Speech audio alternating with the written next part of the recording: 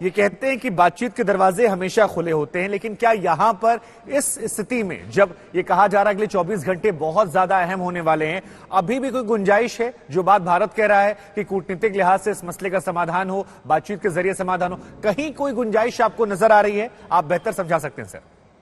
देखिए, इस समय तो कोई गुंजाइश नहीं है, क्योंकि अगर हमें बातचीत करनी है तो दोनों पार्टी हैं, उनको आना पड़ेगा नेगोशिएटिंग टेबल पर। मेरे विचार से इस समय रूस बिल्कुल ऐसे उसमें नहीं है, मूड में नहीं है जो वो बातचीत करे।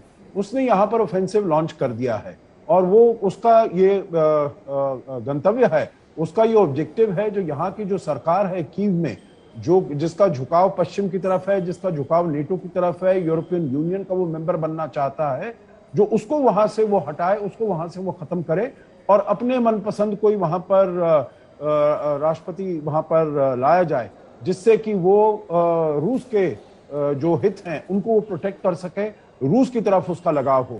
तो अभी जो बात है, हालांकि मैं ये मानता हूं जो आगे चलते हुए इसका समाधान जो निकलेगा, आखिर में इसको जो स्टेबिलिटी एक आएगी तो वो बातचीत से ही होगी, डिप्लोमेसी से होगी। एक नया स्ट्रक्चर यहाँ पर बनेगा, सिक्योरिटी आर्किटेक्चर बनेगा, वो बातचीत से ही होगा, डिप्लोमेसी से होगा। परंतु भारत का जो कहना था शुरू से यही कहना है, जो लड़ाई के लिए नहीं जाना चाहिए कोई भी। वहां पर जो भी डोनबास में भी जो हुआ था, जो एक्शन लिया था रूस ने, जो दोनों जो प्रोविंसेस हैं डोनेट्स्क और लुगान्स्क, इनको उन्होंने इंडिपेंडेंट कंट्रीज डिक्लेयर कर दिया, तो तब भी भारत का यही कहना था जो ये हालात को डी एस्केलेट किया जाए, सभी साइड्स रिस्ट्रेन इसमें बरतें और इसको आगे नहीं लेकर जाए। कल भी जो यूएन सिक्योरिटी काउंसिल में हमारी स्टेटमेंट थी, हमने खेद प्रकट किया था जो ये बातचीत को इतना ज्यादा महत्व नहीं दिया गया है और वहां पर जंग शुरू हो गई है।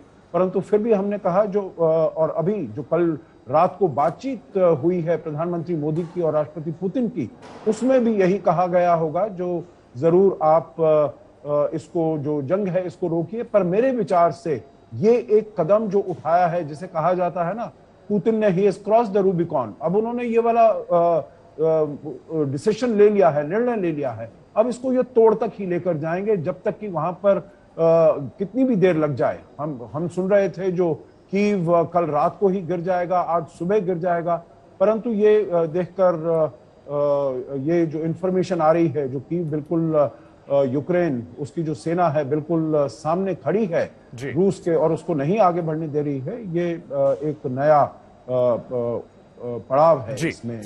ठीक है, हमारे साथ आसिफ जी भी लगातार बने हुए। आसिफ जी, खबर ये भी आई कि 10,000 यूक्रेन के लोग हैं जिन्हें रूस ने हथियार दिए हैं। कल भी उनके राष्ट्रपति को हमने सुना कि अपने मुल्क के लिए आप सामने आए, लड़ाई लड़े। लेकिन जैसा ही गौरव बार बार कह रहे थे कि देखिए रशिया एक महाताकत है, बहुत बड़ी ताकत है, आप उस फैक्ट को इग्नोर नहीं कर सकते हैं। ऐसे में अब इस स्थिति को आप आगे कहां बढ़ते हुए देख रहे हैं?